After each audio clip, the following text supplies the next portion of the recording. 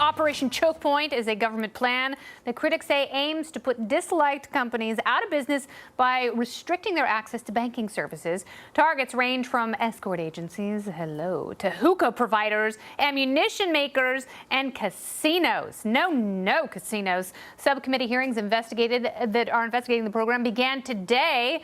So let us talk about it with a glorious panel of experts. Guy Benson is a political editor at townhall.com. Charles Cook is a writer for the National Review, and he's written the Conservatarian Manifesto, which is very good, and you should read his book immediately. And John Tierney, a science columnist at the New York Times, who has also read Charles' book.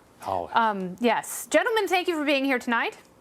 Let's talk about Operation Chokepoint. I mean, this is such a horrific, scary thing the government is doing, forcing banks to force businesses out of business. What's your take, John Tierney? Yeah, I mean, the power to regulate is the power to destroy, and we should remember that every time we give these agencies power. I mean, if private companies were doing this, basically colluding to try and put someone out of business, they would be on trial, they'd be going to prison, and the government does this. You can't sue them, you can't really even stop them unless Congress tries to intervene. There's no redress. Yeah. So if you're targeted by this program, and there's several people who have small businesses, and they've recorded the conversations that they've had with their banks, and they're like, hey, sorry, we can't afford the audit that the federal government is going to give us if we don't put you out of business. Now, people say, oh, you're being overly dramatic, comparing this program to something in Soviet Russia or Venezuela. What do you think, Charles?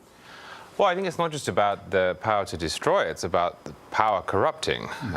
There is on paper a good reason for a program like this. You could sell it certainly to the public. You could suggest, well, you don't want drug dealers to be able to run bank accounts. You don't want... Speak for yourself. But that's how it would be sold. But of course, once you give the government power, as you suggested, then they can run amok with it. I don't want the government having this capacity at all. No, I agree with you completely. And that's the thing. Like, it started out targeting these payday scams, right? But then they shoved a whole bunch of other businesses under there. And, that's how they justify it, by saying, well, there may be a few bad entities here, so let's go ahead and destroy the lot. Nope. See, this is just another right-wing fever dream, paranoid hoax. It is inconceivable that the Obama administration would ever take the federal bureaucracy and weaponize it against its ideological opponents. That just couldn't happen. I can't imagine a scenario under which that would happen. So y'all are crazy. Or it's the worst thing ever. And Sean Duffy is absolutely right. And it's sad that we've gotten to this place where, people don't even bat an eye anymore. I think people are so used to being nanny-stated and overregulated that it's almost hard to shake people into outrage. I mean, how do you get people worked up about something like this?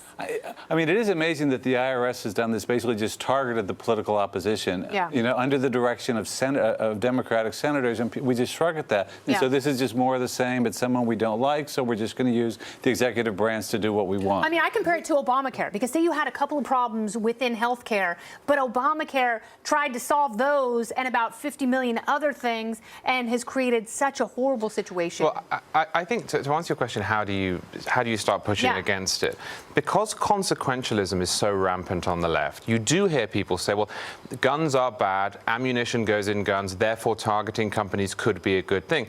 And you always have to point out in that situation, especially if you're on the right, as we are, well, a lot of people think that marijuana is bad. What if the government went after suppliers in Colorado? You always have to bring it back to what people who disagree with you politically care about. And I think that's the point here, is that it's not just about the federal government having this under Obama. Many people like Obama, many people dislike guns.